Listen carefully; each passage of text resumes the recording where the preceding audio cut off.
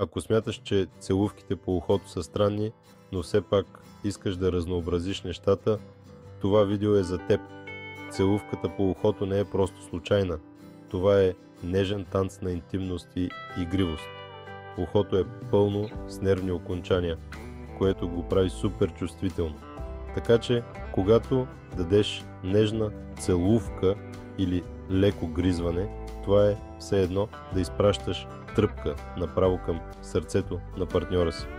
А ако прошепнеш нещо сладко веднага след това, мигновени настръхвания.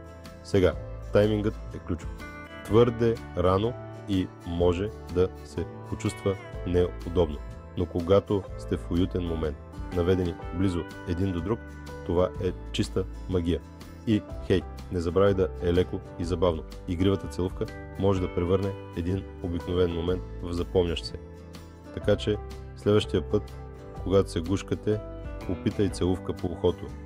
Може просто да предизвикаш пеперуди в стомаха на партньора си.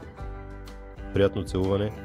Ако видеото ти допада, абонирай се, харесай и сподели.